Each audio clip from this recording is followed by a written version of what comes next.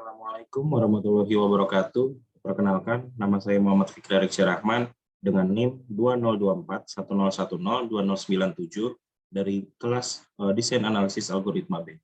Di sini saya akan mempresentasikan hasil pekerjaan saya mengenai tugas dari algoritma non-rekursif, yang dimana kita langsung saja ke soal pertama.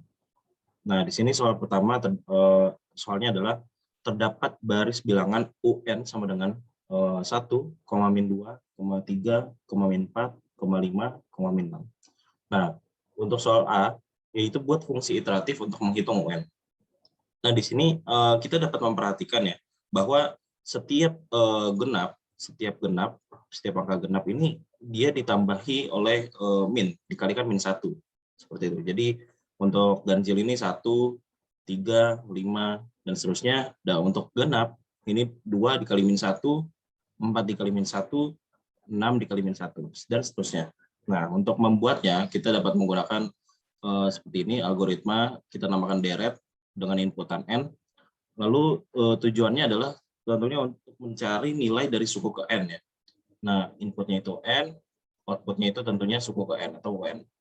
Nah, di sini kita dapat membuat variabel val dengan nilai 0, lalu kita bisa membuat variabel X juga, yang nilainya itu sama dengan 1, lalu kita buat perulangan. Kita buat perulangan di sini, selama X-nya kurang dari sama dengan N, maka dia akan melakukan, terus dia memberikan kondisi lagi bahwa jika X di modulo 2 itu sisanya 0, maka dia akan nilai valnya itu akan diisi dengan min X, jadi dikali min 1, seperti itu, dikali min. Nah, sedangkan untuk jika dia tidak bersisa 0, maka dia akan mengembalikan nilai X-nya saja, seperti itu. Nah, lalu dia akan mereturnkan nilai val. Nah, di sini seperti yang tadi saya bilang bahwa yang genap itu kan dikali min. Jadi ini untuk mengetahui bahwa apakah bilangan tersebut genap atau bukan, seperti itu. Nah, untuk soal selanjutnya, tentukan metrik untuk ukuran inputnya. Nah, di sini sudah jelas ya, inputan pada algoritma tersebut adalah N.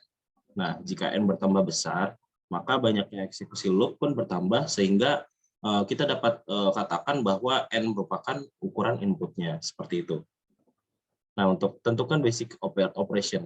Nah, untuk algoritma ini, algoritma deret, itu jika masuk ke dalam loop sebanyak 1 kali, maka basic operation-nya dieksekusi sebanyak 1 kali. Nah, ini ya, eksekusi sebanyak basic operation sebanyak 1 kali.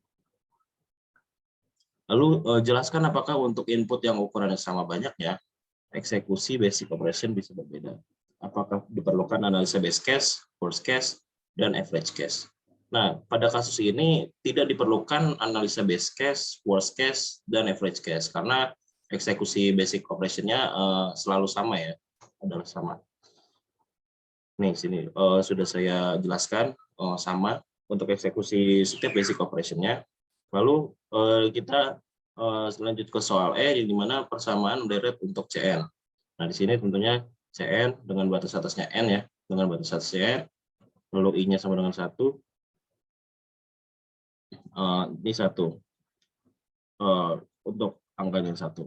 Nah, lalu di sini cari persamaan langsungnya, kita selesaikan ini. Nah, di sini N, I sama dengan 1. Nah, ini pakai rumus, memakai rumus pertama, yang dimana N min 1 plus 1, jadinya N. Nah, untuk estimasi waktunya itu N dikali T, seperti itu. Nah, lanjut ke soal kedua. Di sini sudah disediakan pseudocode-nya.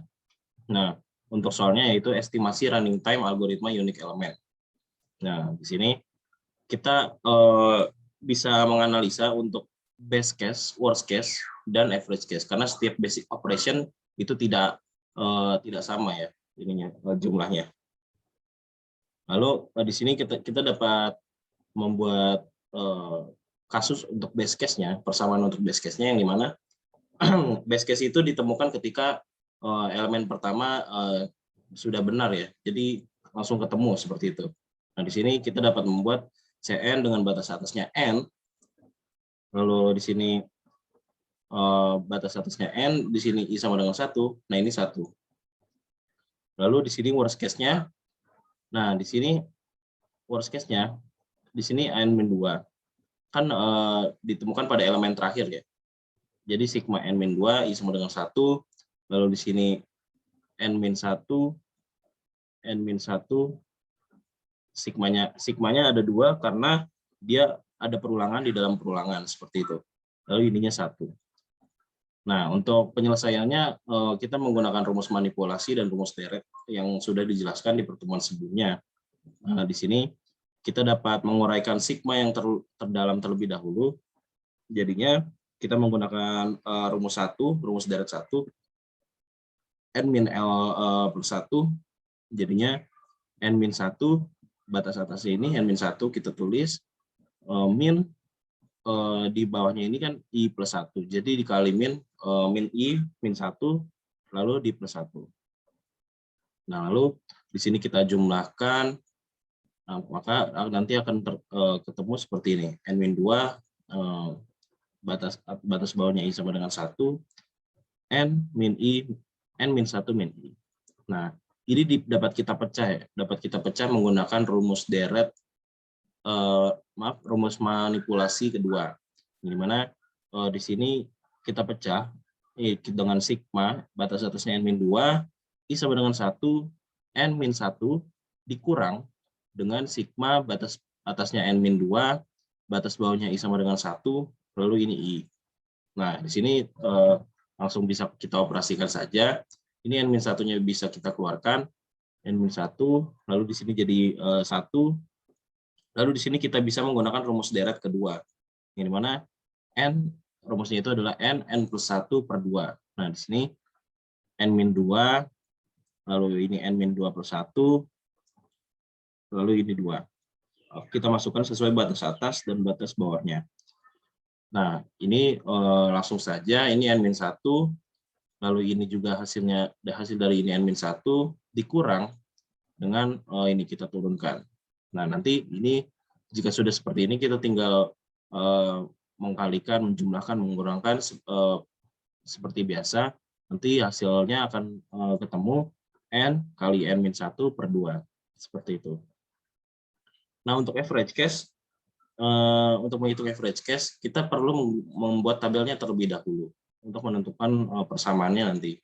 Nah, di sini saya membuat posisi ditemukan elemen yang sama, di mana jika I sama dengan 0 dan J sama dengan 1, banyaknya eksekusi basic operation yang dilakukan adalah 1. Nah, sedangkan jika I-nya sama dengan 1 atau J sama dengan dan J sama dengan 2, nah itu banyaknya eksekusi basic operation-nya itu 2. Nah, dan seterusnya sampai di mana kondisi elemen terakhir yang dimana I-nya itu sama dengan N-2 dan J-nya sama dengan N-1. Seperti itu. Nah, untuk banyaknya eksekusi basic operation pada elemen terakhir, yang dimana tentunya ini tinggal dikali saja N-2 dikali N-1. Nah, probabilitas terjadinya yaitu 1/(N-2) kali N-1 ya. Nah, untuk kontribusi pada CN, ini kita tinggal mengalihkan saja dengan probabilitas terjadinya. Misal pada kondisi basic operation 1, ini 1 dikali probabilitas terjadinya, lalu ini pada kondisi kedua, 2 dikali probabilitas terjadi sampai elemen terakhir yang dimana ininya N dikali 1/(N-2) N-1. Seperti itu. Nah, kita dapat mendapatkan rumus average case-nya sekarang. Jadi, untuk batas atasnya itu N-2, N-1, I-nya sama dengan 1, lalu di sini dikali I, dikali probabilitas terjadinya.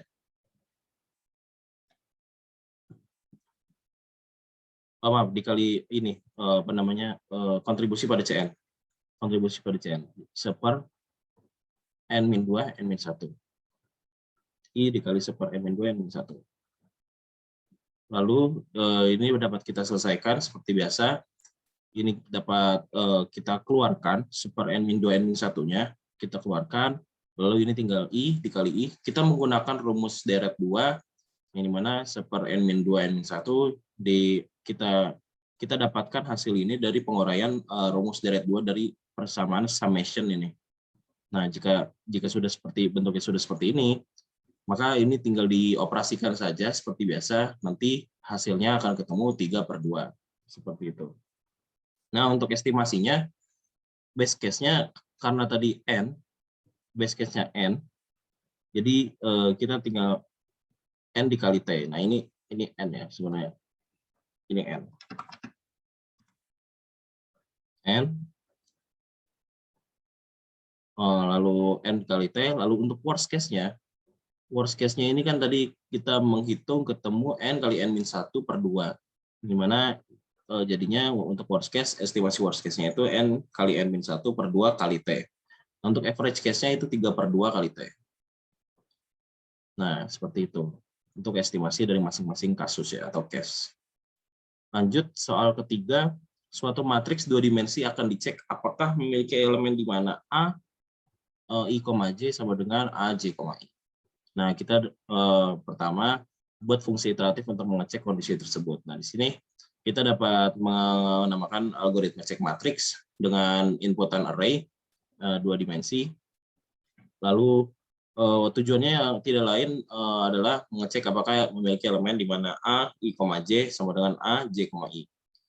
Nah, di sini inputnya array 2 dimensi, lalu outputnya itu dia akan mengembalikan nilai true or false. Nah, kita di sini dapat membuat perulangan dengan for I n-2 lakukan for j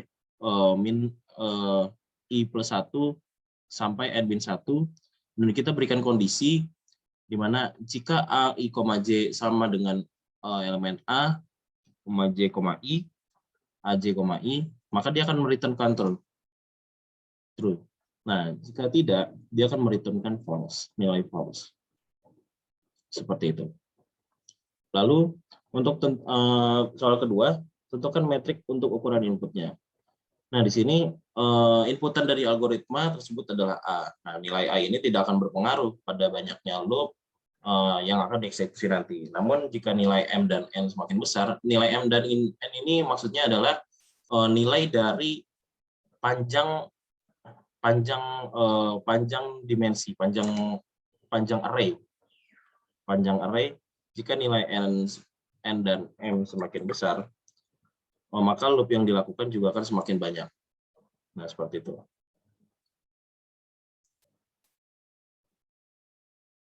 Lalu,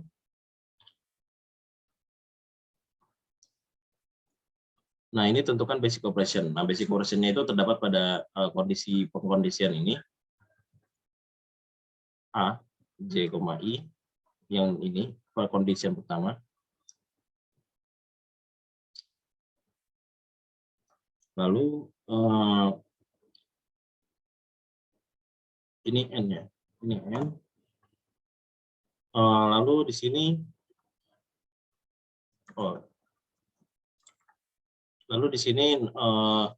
untuk nomor D, jelaskan apakah untuk input yang ukurannya sama banyaknya, eksekusi basic operation bisa berbeda. Apakah diperlukan analisa base case, worst case, dan average case. Nah, analisa base case, worst case, dan average case diperlukan karena eksekusi basic operation pada algoritma di atas itu bisa berbeda. Nah, untuk soal E, kita lanjut, kita buat persamaan deret untuk CN. Base case-nya yaitu CN sama dengan 1, untuk worst case-nya itu untuk ini terdapat kesalahan ya, ini harus seperti ini. Kita buat persamaan summation-nya terlebih dahulu. Kita buat persamaan summation-nya terlebih dahulu.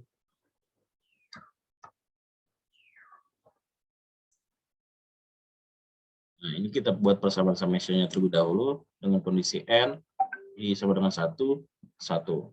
Nah, lalu untuk worst case-nya sama N-2, N-1, I sama dengan 1, J sama dengan I plus 1, ininya 1. Nah, ini batas atas, batas bawah, batas atas, batas bawah. Nah, untuk average case sama seperti nomor 2, kita buat tabel terlebih dahulu untuk mengetahui rumusnya. Di sini jika I-nya sama dengan 0, J-nya sama dengan 1, maka banyaknya basic operation yang dilakukan adalah 1. Nah, untuk kondisi I sama dengan 1, J sama dengan 2, itu basic operation-nya dilakukan sebanyak 2 kali. Dan seterusnya sampai elemen terakhir yang dimana N-2 sama N-1, lalu basic operation yang dilakukan adalah N-2 dikali N-1, seperti itu. Nah, probabilitas terjadinya seper N-2 N-1 didapat dari elemen terakhir ini ya. Didapat dari elemen terakhir ini. Dan untuk kontribusi pada CN, sama seperti tadi, yaitu basic operation dikali probabilitas terjadi. Dari mana jika satu pada kondisi satu dikali probabilitas terjadi, kondisi 2 dikali probabilitas terjadi, sampai elemen terakhir, di mana N dikali probabilitas terjadinya. Nah, seperti itu. Lalu dapat kita dapatkan rumus summation-nya dengan batas atas N-2 N-1, I sama dengan 1, I seper N-2 N-1. Nah, nomor F, cari persamaan langsung CN. Nah, di sini base case-nya dapat kita hitung sama dengan N. Sama dengan N, dengan rumus summation ini. Lalu untuk worst case-nya yaitu di sini dengan batas atasnya N-2, N-1, dengan batas bawahnya I sama dengan 1, J sama dengan I plus 1, dan 1. Nah, di sini kita bisa hitung seperti tadi. N-1 kita uraikan ini menjadi ini dengan menggunakan rumus deret 1, yang dimana N-1 I kurang 1 plus 1. Nah, sehingga didapatkan hasil ini. Lalu ini kita uraikan lagi, kita pecah menggunakan rumus manipulasi 2 dengan kondisi di mana jadinya sigma N-2 I sama dengan 1, N-1 dikurang batas atasnya N-2 I sama dengan 1 dikali I. Nah, ini N-1 dapat kita keluarkan, kita turunkan, lalu ini menjadi 1, N-2 I sama dengan 1, lalu ini kita uraikan menggunakan rumus deret 2, jadinya N-2 plus 1 per 2. Nah, ini N-1, lalu kita untuk menguraikan ini kita dapat menggunakan rumus deret pertama, N-1 plus 1. Nah, di sini jadinya N-1 juga, dikurang, ini kita turunkan. Kita turunkan ke bawah. Nanti jika dihitung, jika kondisi seperti ini, kita tinggal menghitung saja. Nantinya akan dapat ditemukan hasil akhirnya adalah N kali N-1 per 2. Nah, untuk average case-nya, kita tinggal menggunakan rumus yang summation yang tadi, yang sudah kita raih dengan menggunakan tabel tadi. Nah, di sini kita operasikan langsung. Di sini dengan batas atasnya N kuadrat min 3N plus 2, I sama dengan 1. Nah, ini dapat kita keluarkan konstantanya. Dapat kita keluarkan. Lalu ini tinggal I. Nah, di sini kita turunkan saja konstanta yang tadi sudah dikeluarkan, dikali dengan ini kita uraikan dengan menggunakan rumus deret 2. Di mana jadinya N kuadrat min 3N plus 2 dikali N kuadrat min 3N plus 2 per 1 per 2. Nah, jika dihitung, ini jika sudah seperti ini, kita tinggal menghitung seperti biasa, maka nanti hasilnya akan menjadi 3 per 2, seperti itu. Nah, untuk base case-nya, estimasi base case-nya yaitu N kali T, sesuai dengan hasil ya tadi ya. N kali T, worst case-nya N kali N min 1 per 2 kali T. Ini. Lalu untuk average case-nya yaitu 3 per 2 T. Seperti 3 per 2 dikali T. Baik, cukup sekian presentasi dari saya. Kurangnya mohon maaf. Wassalamualaikum warahmatullahi wabarakatuh.